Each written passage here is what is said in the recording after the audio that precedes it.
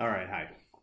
This is my lesson, or whatever you want to call it.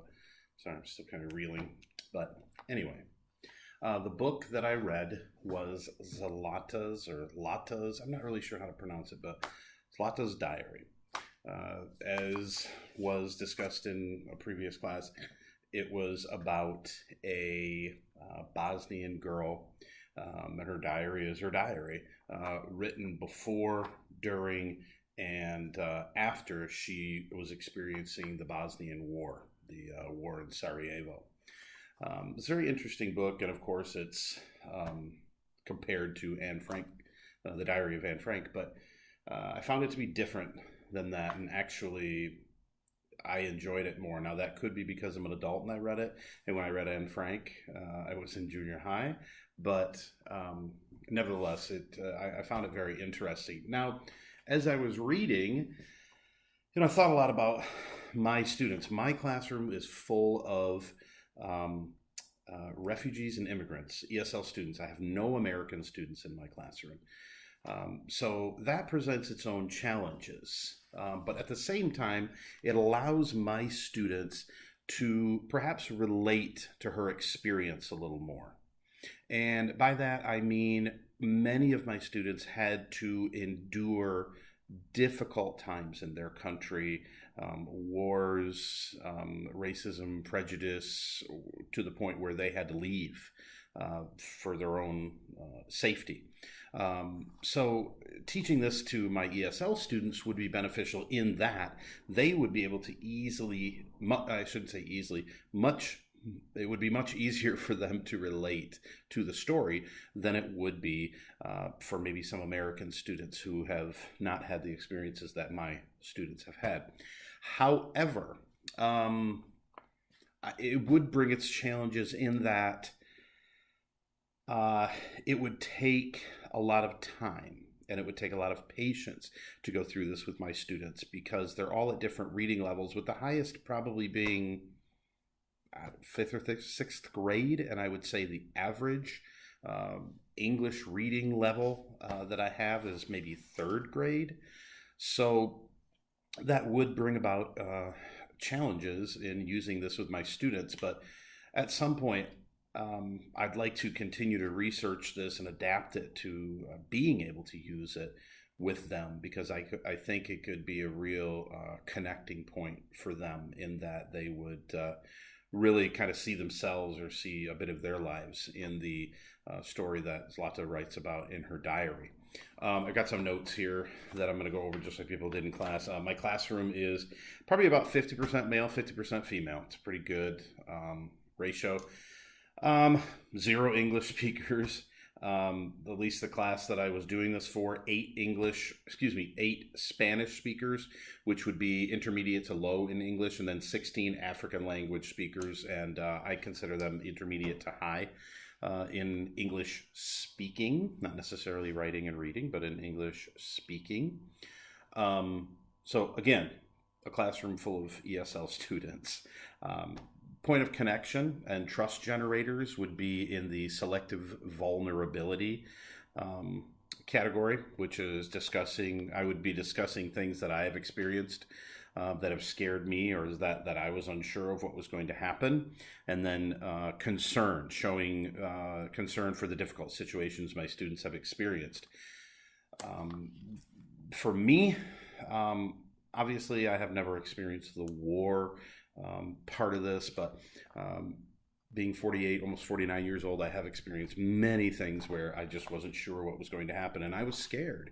And one of those was when I had to move back to the United States because I was getting divorced. My ex-wife decided that she didn't want to live with or be married to me anymore, and we were living in Abu Dhabi, and I had to move back to the United States with no place to live, no car, no job.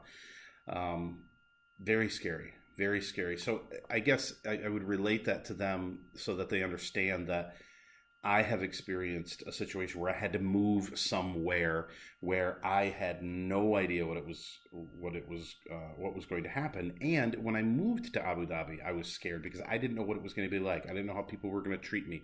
I didn't know if I'd be able to communicate well enough with people.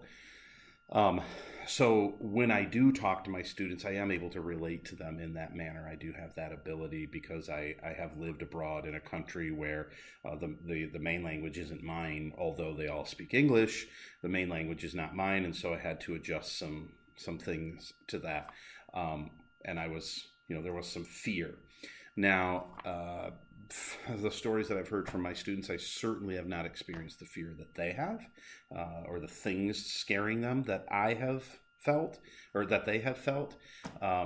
But I did that. That is how I would connect with them and give them a real life example of where I was scared, also, and then showing concern for them. I try and do that every day. I try to take into concern and be culturally responsive to them, and their cultures, the different cultures that they bring into the classroom, and how they're different from the mainstream American culture that I was raised in and educated in, even to the point of my teacher education, which does not prepare you at all for international students. But trying to be concerned about their situation and understand that some of my students are here, and they're going to school during the day, and full time at night they're working third shift. So showing concern and understanding for their lives and what they're experiencing, those are things that normally American students aren't doing. They don't need to, they don't have to, but my student situations are very, very, very different from the mainstream students. So trying to show concern and understanding about their lives as well. The learning outcomes that I have were the learner will organize textual evidence about Zlata's experience, create a visual collage, or not collage, but a visual representation of a prediction about what they think will happen with Zlata's life, analyze Zlata's experiences and how they relate to their own, and then kind of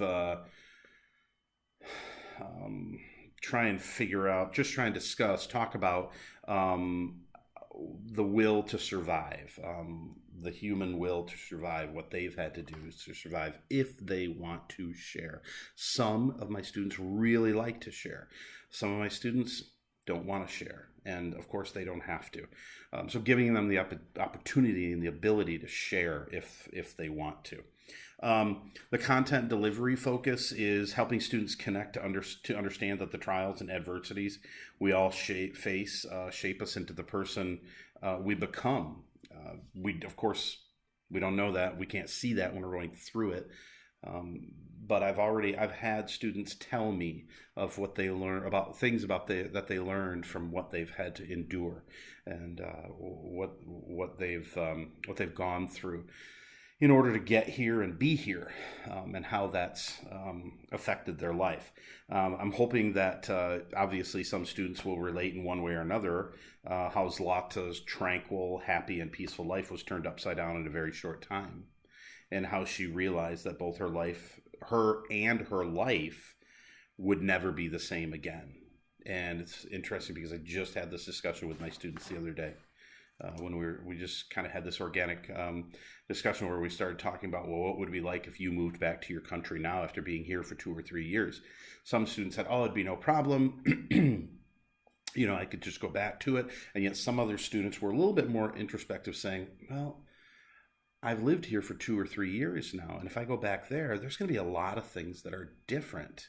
And I'm used to living like this here in America now. And how would that be different? And I thought about how Zlata had to move to Paris, and how, yes, she left the war-torn country that she was in, but she had to go to a country where she is not the majority, and her language is not the majority language spoken. And although it was a better and safer place, there was still going to be some struggles, and she was going to have to work through some adversity after she moved there.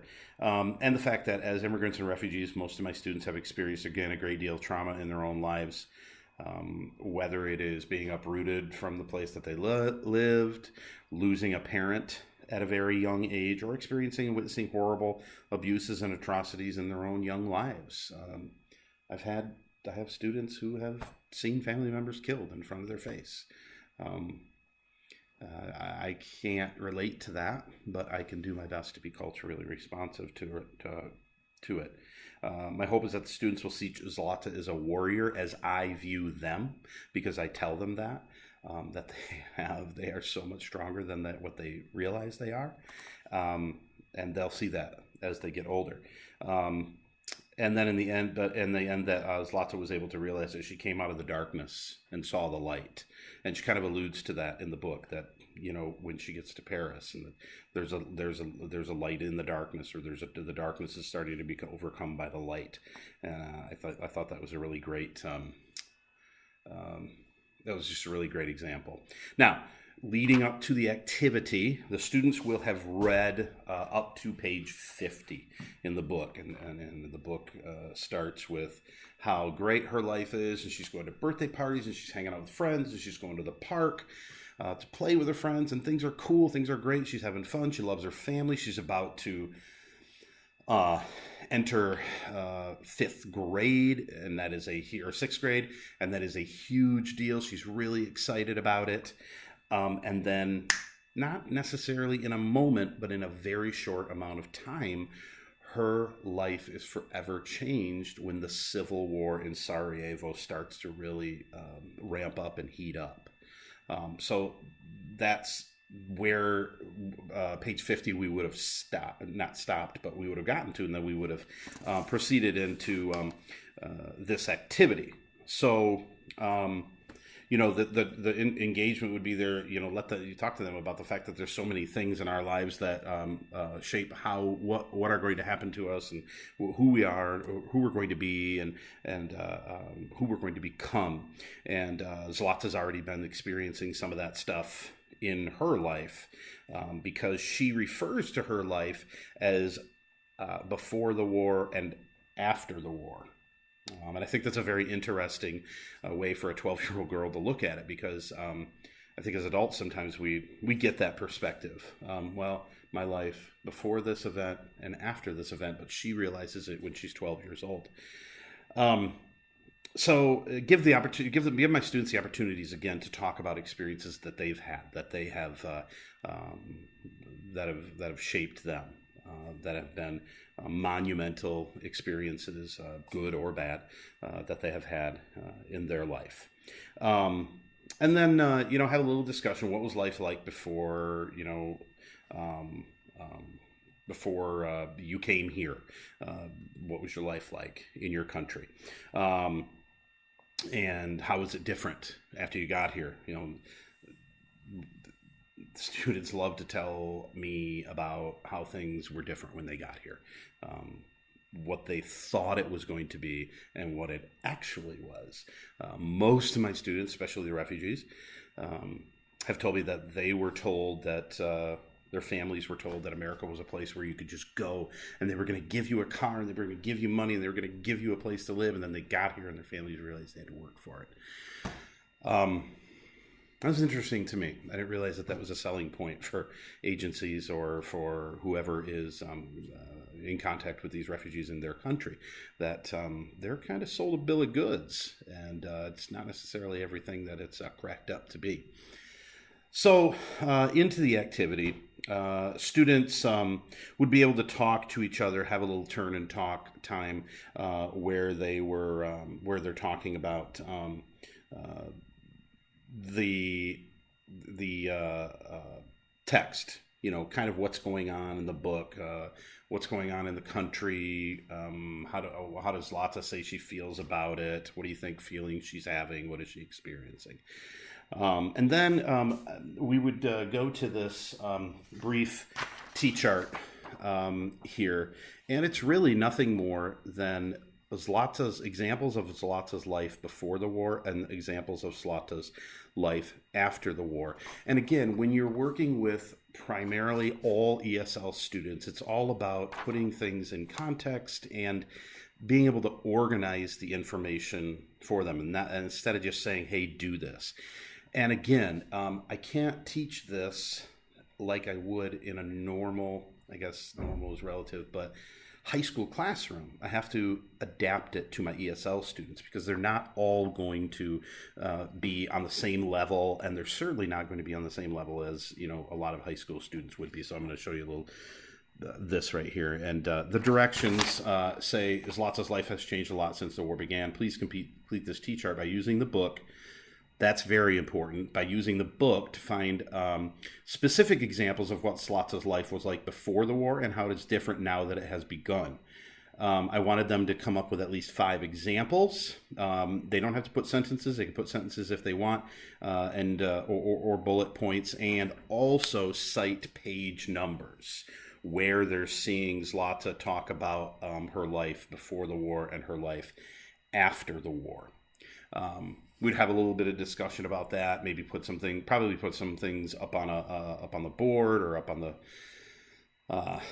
white screen right here, and just have a discussion about that. Now, one of the things that we've been talking about in here is, well, we have had some focuses in class on our warm-ups, and those are making predictions, cause and effect, sequence. The last one escapes me, but different themes in their writing, because the writing piece is so huge for ESL students. So I chose to kind of follow one of those topics, and that was making predictions. So what I wanted the students to do, they are going to work with a partner, and they're going to try and predict from page 50 what's going to happen next. For what they've read, they're just going to try and come up with a visual picture, what's going to happen next. And the instructions read, work with your partner to predict what will happen in Zlata's life in the next 50 pages of the book. You will draw in color a visual representation of what you think will happen, as well as a complete 5 to 7 sentence paragraph to explain your visual representation. And they'll be hung up in the classroom. And what's going to happen is page 50, page 100, page 150, we're going to have different opportunities to predict what's going to happen. And we'll put those in different sections of the classroom, so that as we go through, we'll be able to look at those and see, hey, did anybody get this right? Were we way off? Were we a little bit close? So that they're getting the ability to really dig into the text and try and understand it, so that they can make an educated prediction about what's going to happen next. So they would not only create this visual representation for this here, but they would also, again, practicing their writing, create a paragraph that explains what they think is going to happen in the next 50 pages. And they could do one scene, they could do multiple things about what they think is going to happen, because what they already know is that, again, she has experienced this great time with her friends, parties, the park, but also at the same time, people dying in the streets, not being able to get across a bridge to check and see if her grandparents are okay. So there's just this huge shift for Zlata. And I want them to kind of see if that is going to continue in the next 50 pages. There's going to be another huge shift in her life, and then there's going to be another one and another one. So it's really getting them engaged with the book, and it's almost kind of like one of those stories where you pick your scenario, or you pick your path, and they're trying to predict what's going to happen next. That's it. Sorry, I can't take any questions, but I do, Dr. Asmus, I do want to say thank you so much. Thank you so much for your accommodation. Thank you for your words and your email. I appreciate that more than you can imagine. This is the first student that I've lost, and it sucks. I'm a father of 2 children in their 20s, and my students are like my kids. I just want them to be successful. I just want them to be happy, and I just want them to live a good life and to have what they need. And it sucks to lose one. But I'm glad I got to meet her. My life is better because of it.